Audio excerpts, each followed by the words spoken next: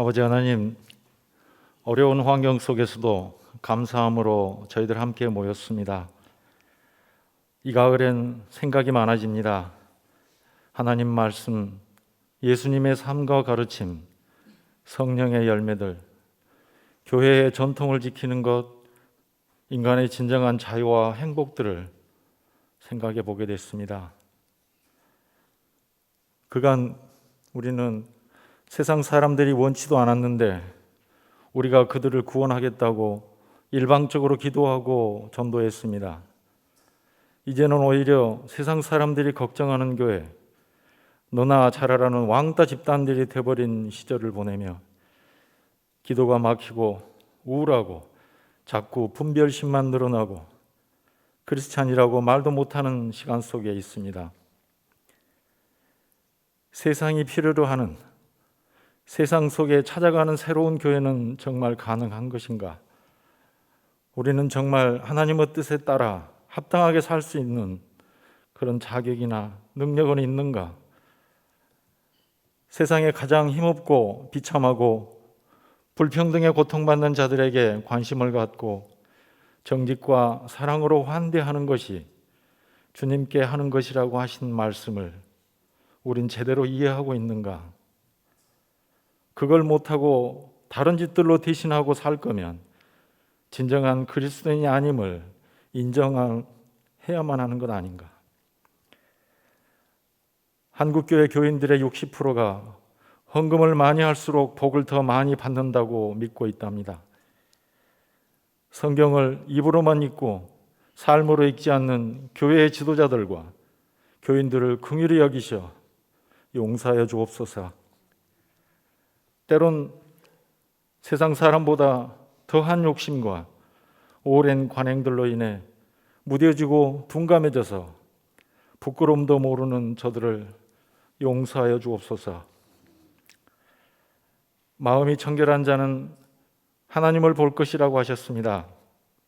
평화롭게 하는 자는 하나님의 아들이라고 일컬음을 받을 것이라 하셨습니다. 일러주신 말씀을 생각해 보며 그래도 희망을 갖자고 멍한 눈, 초점을 돌려 청명한 가을 하늘을 봅니다. 내 마음을 다하고 목숨을 다하고 생각을 다하고 힘을 다하여 주 너의 하나님을 사랑하라 하셨습니다. 내 이웃을 내 몸과 같이 사랑하라고 하신 두 가지 말씀이 살아보니까 표현을 달리한 같은 말씀임도 알게 되었습니다. 매일의 삶 속에서 매 순간 죽고 다시 부활하게 하옵소서. 주님은 자기 십자가를 지시고 죽으셨으나 무덤을 찾아가서 슬피 우는 여인들을 향해 천사는 증언합니다. 예수는 여기에 계시지 않고 갈릴리 바닷가로 우리보다 먼저 가셨다고 알려줍니다. 부활하셔서 예루살렘 성전으로 먼저 가신 것이 아니라 세상의 변방, 제자들과 삶 속에서 함께 하신 갈릴리 골짜기로 먼저 가신 주님은 그것은 바로 사람들을 이용하지 않고 있는 그대로를 받으시며 우리와 함께 하시는 우리를, 사람을 사랑하심이었습니다. 내가 속한 가정에서, 일터에서, 교회에서 이웃과 함께 어렵고 힘들지만 내가 지고 있는 십자가, 앞으로 내가 져야만 될 것 같은 십자가를 잘 감당할 수 있도록 기도하게 하옵소서. 어떠한 일에도 악에 물들지 않고 선으로 악을 이길 수 있도록 선한 능력을 간구하게 하옵소서. 합력하여 선을 이루시는 하나님을 믿고 한 발 한 발 동행하며 사랑으로 모든 것을 알아가는 장성한 믿음의 분량들이 되도록 성령께서 도와주시옵소서. 너무 감당하기 어려운 고통과 환난 속에 있어도 반대로 편하고 부족한 것이 없어도 우린 주님을 잊어버리곤 합니다. 기도를 잊어버리는 저희들입니다. 세상 속 다양한 인간들의 천태만상을 보면서 슬퍼하거나 노여워하지 않도록, 사랑이신 하나님과 싸우고 따지지 않도록, 끝까지 하나님 사랑에 매달려 있도록 성령께서 도와주시옵소서. 이 예배가 잃어가고 있는 것들을 회복하는 시간들로 채워주시옵소서. 또한 증언하실 말씀을 들음으로 인해 우리 모두가 회개하고 주님께 마음을 열어 모두 함께 주님의 음성을 듣고 가게 하옵소서. 가슴이 허한 이번 가을에는 교회의 성장을 염려하는 기도를 드림보다는 어떤 날이 와도 복음의 진정한 힘을 잃지 않기를 기도하는 이 가을이 되게 하옵소서. 아버지 하나님께 감사드리며 저는 미약하오나 사랑이신 예수님 이름에 힘입고 간절히 기도하옵나이다. 아멘. 하나님의 말씀입니다. 구약성경 예레미야 1장 4절입니다. 구약성경 1050쪽, 1050쪽 예레미야서 1장 4절부터 10절 말씀입니다.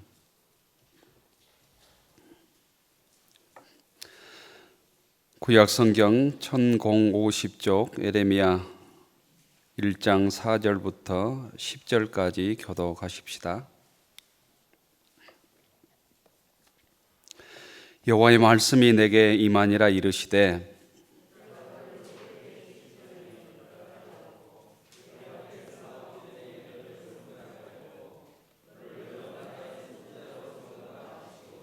내가 이르되 슬프도소이다. 주 여호와여 보소서. 나는 아이라 말할 줄을 알지 못하나이다 하니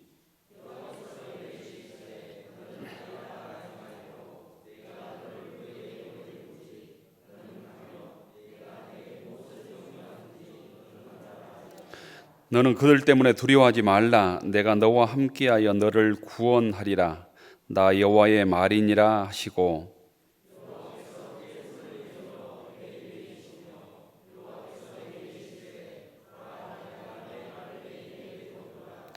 보라, 내가 오늘 너를 여러 나라와 여러 왕국 위에 세워 내가 그것들을 뽑고 파괴하며 파멸하고 넘어뜨리며 건설하고 심게 하였느니라 하시니라. 아멘.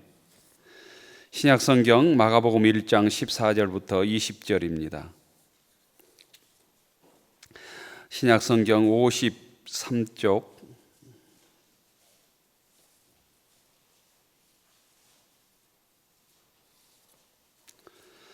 마가복음 1장 14절부터 20절 교독하겠습니다. 요한이 잡힌 후 예수께서 갈릴리에 오셔서 하나님의 복음을 전파하여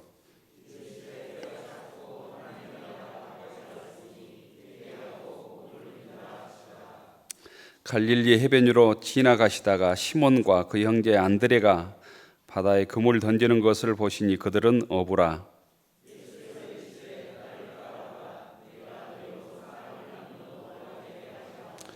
곧 그물을 버려두고 따르니라.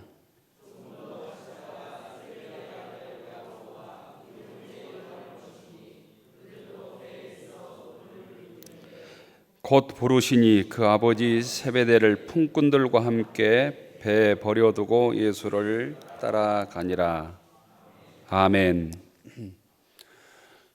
주의전에 나오신 모든 교우들을 주님 이름으로 축복합니다. 옆 사람 인사하십시다. 반갑습니다. 잘 나오셨습니다. 주님의 평화가 여러분에게 회와 함께 하겠습니다. 경건에 이르도록 내 자신을 연단하라. 경건에 이르도록 내 자신을 연단하라.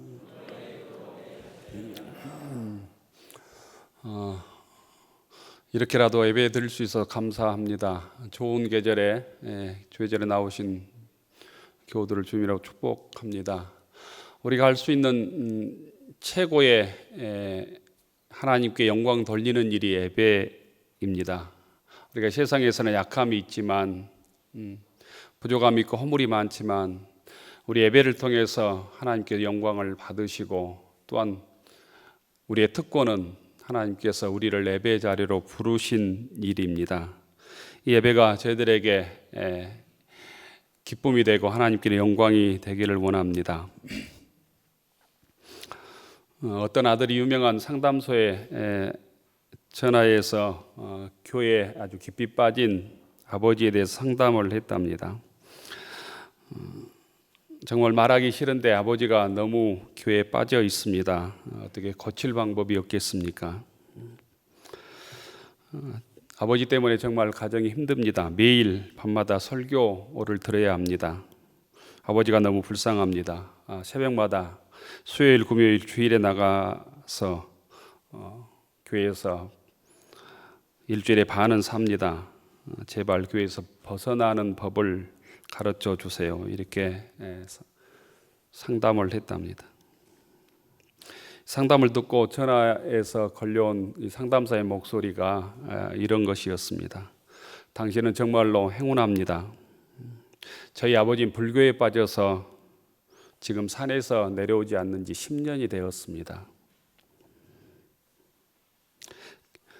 불교에 빠지지 않고 교회에 빠진 것을 다행이라고 생각하십시오. 이렇게 했다는 얘기가 예전에 있었습니다. 지금 또 상담사가 그런 얘기를 했을까 이런 생각을 해봅니다. 교회에서 믿음 좋은 사람과 사회에서 좋은 사람이 일치할까 의문입니다.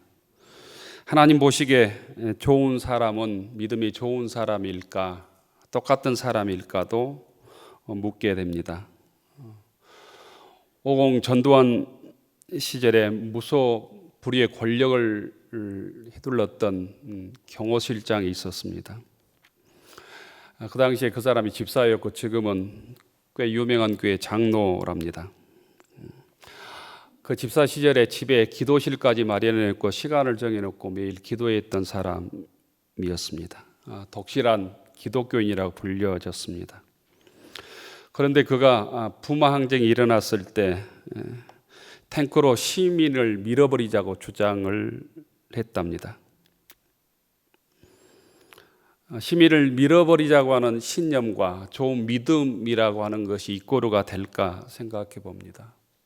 이런 모습 속에 세상 사람들은 의아해하고 당황해하고 어찌 기독교인들을 평가해야 될지를 잘 모릅니다. 지금도 이와 같이 비슷한 어떻게 보면 어긋난 좋은 신앙인들, 어긋난 열심 있는 신앙인들이 한국에 많아서 참 문제입니다. 우리들의 오래된 착각 중에 하나가 신앙인은 세상 사람과 달라야 한다는 생각입니다.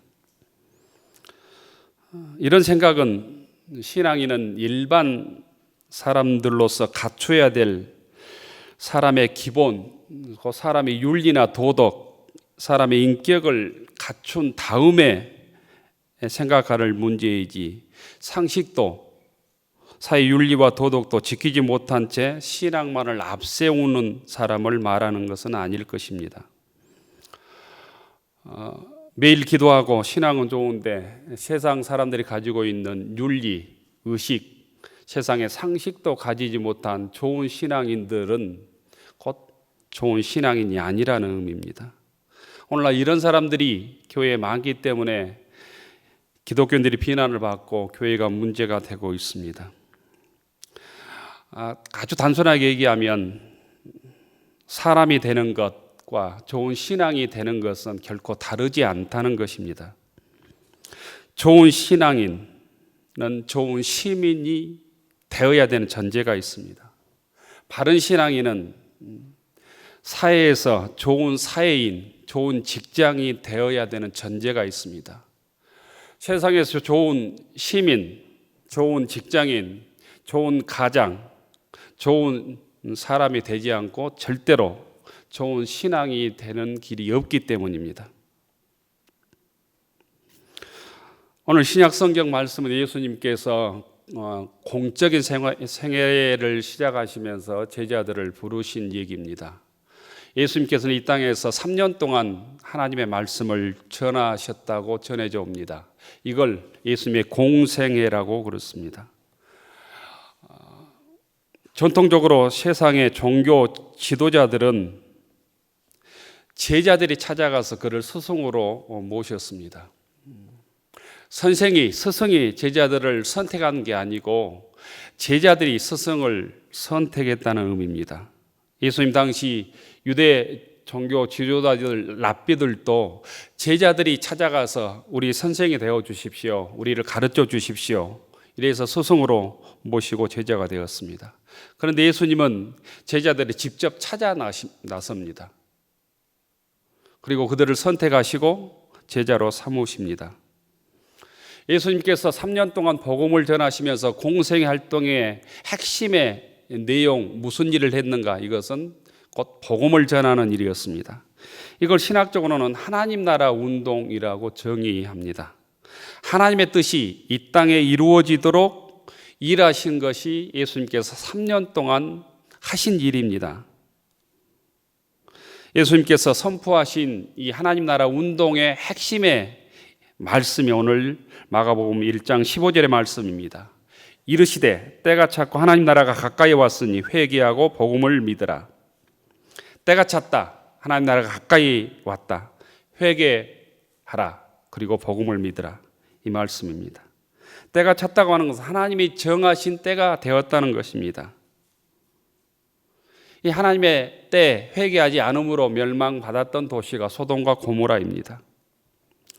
반대로 또한 하나님의 때가 와서 구원의 때가 되었다는 것입니다.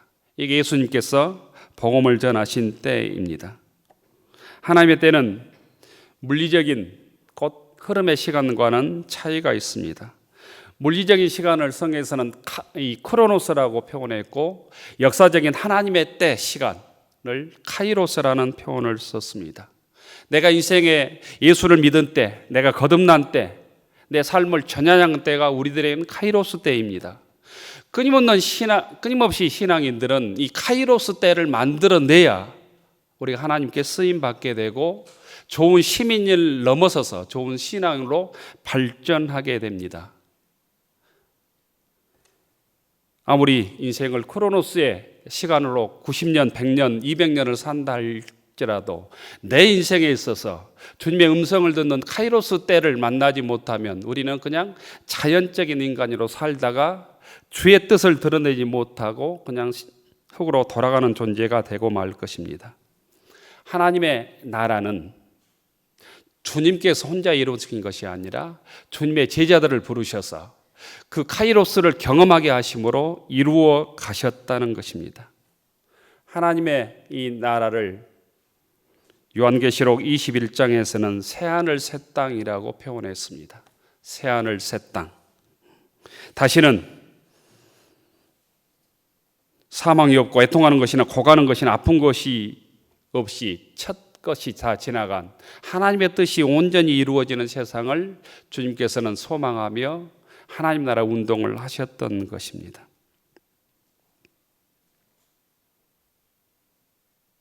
오늘 우리는 이 하나님 나라에 동참하기 위해서 주님의 말씀대로 회개하고 복음을 받아들이는 일이 우리에게 주어져 있습니다. 회개한다고 하는 것은 자기의 삶을 뉘우친다는 의미입니다. 그것을 넘어서서 잘못된 삶의 전향을 의미합니다. 복음을 받아들인다고 하는 것은 이 복된 소식, 기쁜 소식이죠. 곧 나를 죄와 죽음으로부터 해방할 소식이 기쁜 소식입니다. 영원히 저주받을 인생에서 하나님의 자녀가 된다고 하는 소식입니다. 이 소식을 듣고 받아들이라는 것입니다. 예수를 구주로 고백하고 믿을 때 그 일이 시작되는 것입니다. 죄로 가득한 세상에 주님께서는 이 복음을 전하는 일을 통해서 하나님 나라를 이루어 가십니다. 그 일에 주님께서는 오늘 제자들을 선택하고 부르십니다. 제자들 부르시고 가르치시고 훈련하셔서 그 일에 참여케 하십니다. 오늘 말씀에서 네 제자를 선택하십니다. 시몬 베드로와 안드레, 야고보와 요한이 그 사람들입니다. 그리고 그들을 향해서 나를 따르라고 말씀하십니다. 우리가 예수를 믿고 구원받는 일은 아무 대가 없이 은혜로 받습니다. 왜냐하면 구원은 인간의 공로로 이루어지는 것이 아니라 하나님의 은혜이고 하나님의 선물로 우리에게 주어진 것입니다. 내가 주님을 선택한 것이 아니라 주님께서 나를 선택하셔서 복음을 살아가시고 예수님을 구주로 고백하고 하나님의 자녀로 삼아 주셨음을 믿을 수 있기를 축원합니다. 그래서 에베소서 2장에서는 이 하나님의 구원을 하나님의 선물이라고 표현했습니다. 여러분은 믿음을 통하여 은혜로 구원을 받았습니다. 이것은 여러분에게서 난 것이 아니요 하나님의 선물입니다. 행위에서 우리의 행동으로 된 것이 아닙니다. 그러므로 아무도 하나님의 구원을 자랑할 수 없습니다. 이렇게 에베소서 2장 8절과 9절에서 말씀합니다. 우리가 구원을 위해서 하나님께 지불한 것이 없습니다. 주님께서 이미 십자가의 죽음을 통해서 고난을 통해서 부활을 통해서 지불하셨기 때문입니다. 구원은 주님의 은혜로 이루어진 것이고 그 은혜를 믿음으로 받아들이면 구원을 받습니다. 예수님을 나의 주님으로 그리스도로 믿고 고백하고 하나님의 자녀로 사랑하는 교우들이 되기를 원합니다. 하지만 이제는 주님을 따르기 위해서는 결단과 함께 대가를 지불해야 합니다. 구원을 받는 데는 우리의 육적인 대가가 필요 없지만 주님을 따라가는 데는, 주님의 제자로 살아가는 데는 우리의 대가를 요구하고 계신다는 겁니다. 예수님께서 나를 따르라고 부르실 때 시몬, 베드로와 안드레, 야고보, 요한이 어떤 대가를 치렀는가? 베드로, 안드레는 고기를 잡던 그물을 버려두고 주님을 따랐습니다. 야고보, 요한은 배를 남겨두고 곧바로 주님을 따랐습니다. 곧 자신들의 생업을 포기하고 곧바로 주님을 따라 나선 것입니다. 주님의 제자로 살아가기 위해서 베드로, 안드레, 야고보, 요한은 어부의 삶을 포기하는 것입니다. 직업을 포기하는 것입니다. 제자가 되기 위해 생계의 도구인 배와 그물을 포기하는 것입니다. 어쩌면 생명을 걸고 지켜왔던 가족까지도 포기했던 것 같습니다. 교우 여러분, 모든 것이 풍성한 이 가을에 우리들이 주님을 따르기 위해 주님의 제자로 살아가기 위해서 우리가 내려놓아야 될 그물은 여러분에게는 어떤 것들이 있습니까? 내가 포기해야 될 배는 여러분에게 어떤 것입니까? 주님의 제자로 살아가기 위해 포기해야 될 배와 그물이 우리들에게는 어떤 것인지, 어떤 것을 포기하고 주님을 따라 나설지 우리의 삶을 성찰하는 교우들이 되기를 원합니다. 주님은 제자들을 부르시고 나를 따르라고 말씀하십니다. 그 부르심에 저희들도 믿음으로 응답하는 교우들이 되기를 원합니다. 마가복음 8장 34절로 35절에 의하면 예수님께서 제자들을 불러 이르시되 누구든지 나를 따라오려거든 자기를 부인하고 자기 십자가를 지고 나를 따를 것이니라 이렇게 말씀합니다. 우리들에게 배와 그물은 나를 부인하는 것이고 십자가를 짊어지고 주님을 따르는 일입니다. 자기를 부인하고 자기 십자가를 지는 것, 곧 이것이 베드로와 안드레에게는 그물이었고 야고보와 요한에게는 배였습니다. 자기를 부인한다는 말은 자기 욕망을 포기하는 것입니다. 자기의 욕망대로 육체의 소욕을 따라 사는 일들을 포기하는 것이 자기를 부인하는 일입니다. 자기를 부인할 때만이 주님을 따라갈 수 있습니다. 십자가를 진다고 하는 것은 고난과 수치를 주님 때문에 감당하는 일입니다. 비난과 모욕을 당연한 것으로 감수하는 것입니다.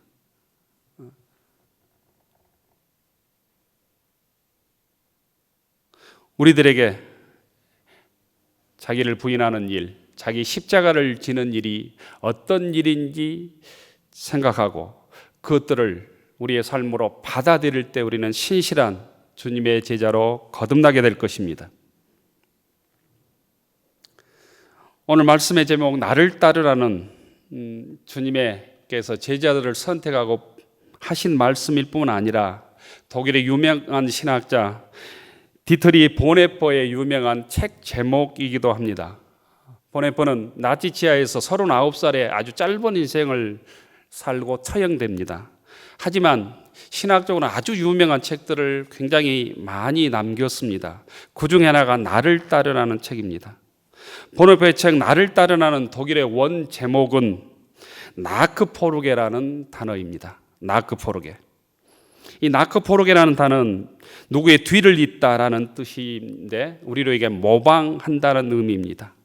모방은 본받는 것, 누구를 닮아가는 것을 의미합니다. 보네퍼는 주님의 제자로 산다고 하는 것은 주님의 마음과 행위를 본받아서 그것을 재현하는 것이라고 말씀했습니다.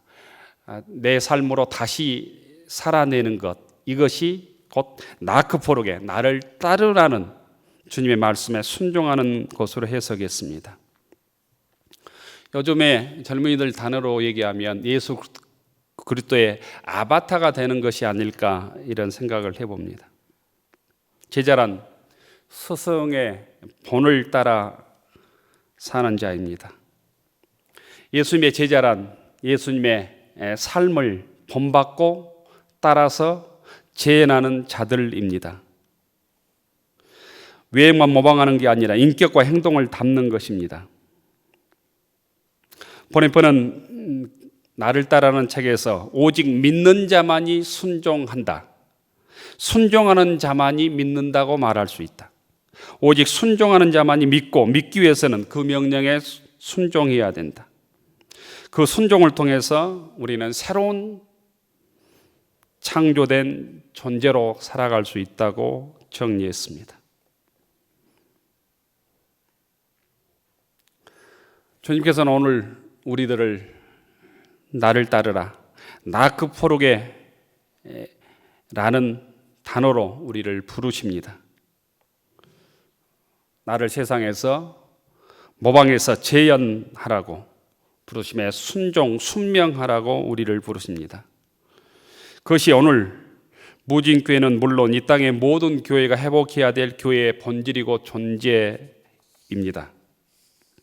주님의 말씀을 따라 사는 공동체가 교회의 곧 본질이라는 것입니다.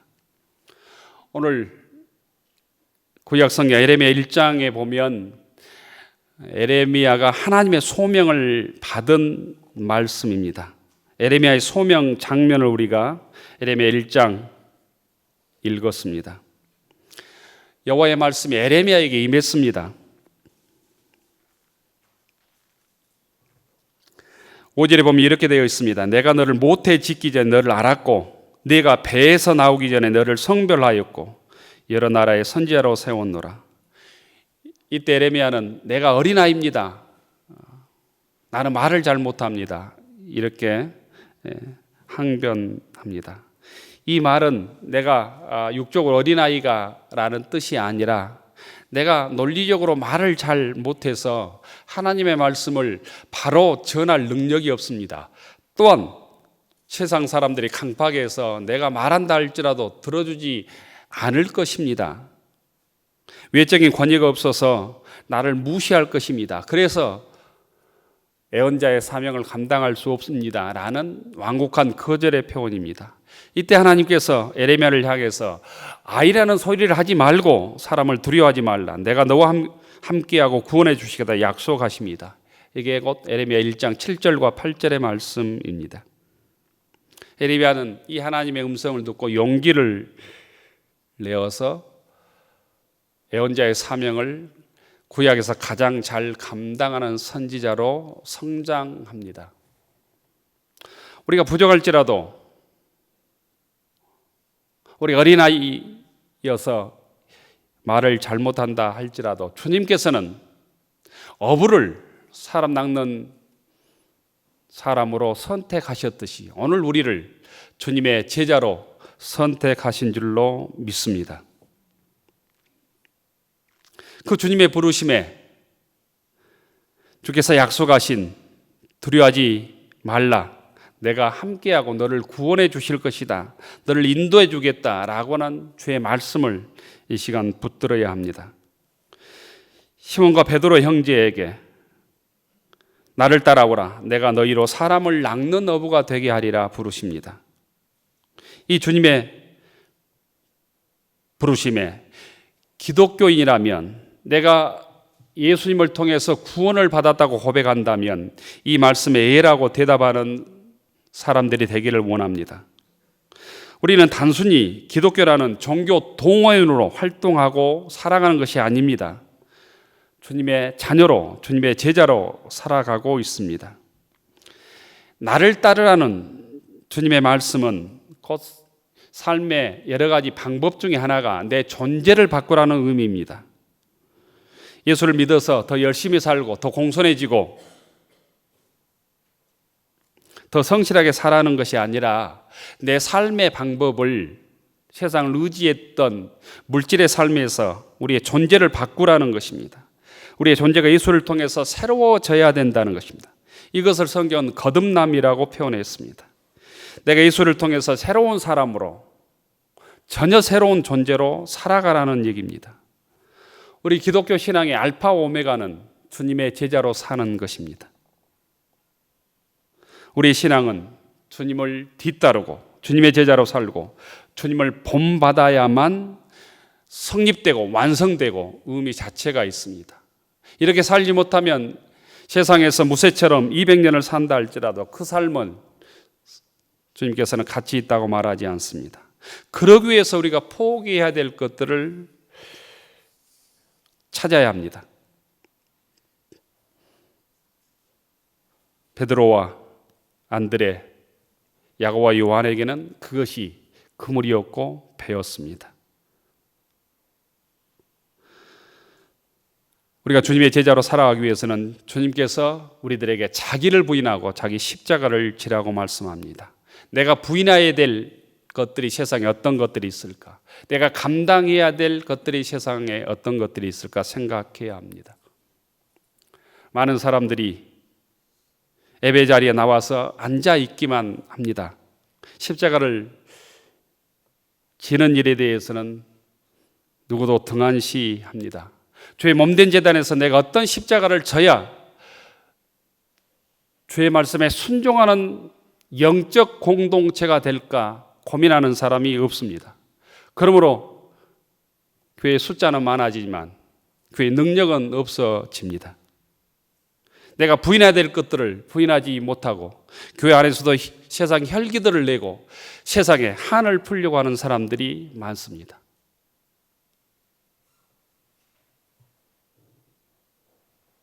세상에 상처받는 사람들이 교회에서 위로받을 수 있도록, 교회에서 힘을 얻도록 우리가 낮아지고 낮은 자리에서 섬기는 일이 내가 십자가를 지는 일이고, 세상의 생각을 포기하고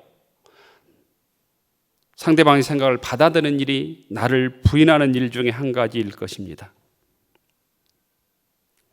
주님께서는 또한 주의 말씀을 붙들라고 우리에게 얘기합니다. 끝까지 포기하지 않는 그 주님의 사랑을 붙드는 것, 곧 이것이 우리들에게는 또한 우리 자신을 부인하는 일이고 십자가를 지는 일일 것입니다.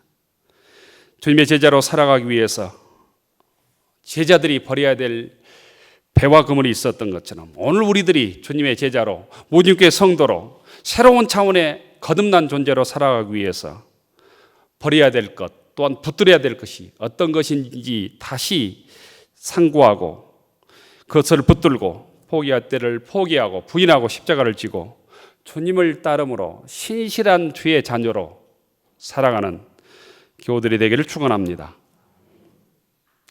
기도하겠습니다. 자비로우신 하나님, 저희들을 사람 낚는 업으로 부족한 저희들을 선택하시고 불러주셨음을 믿습니다. 주의 자녀로 부르시기 위해서 저희들을 구원하여 주신 주님, 이제는 주님의 제자로 자기를 부인하고 십자가를 지라 하십니다. 그 부르심에 베드로, 안드레, 야고보와 요한처럼 결단하게 하옵소서. 우리들이 버려야 될 배와 그물을 버리게 하옵소서. 자기 자신을 욕망을 부인하게 하시고 주의 자녀로 이 땅에서 주의 몸된 제단에서 세상에서 짊어져야 될 십자가를 감당하게 하옵소서. 그러므로 신실한 주의 자녀로 거듭나게 하셔서 새하늘과 새 땅의 주인공이 되게 하옵소서. 예수 이름으로 기도 올리옵나이다. 아멘. 하늘도로로 축원하옵나니 이제는 우리 구주 예수 그리스도의 은혜와 하나님의 넘치는 사랑하심과 보혜사 성령님의 감동감화 역사하심이 사람을 살리고 사람을 구원하는 일에 우리를 선택하시고 부르시고 나를 따르라 말씀하신 주의 말씀을 따라 복음을 전하고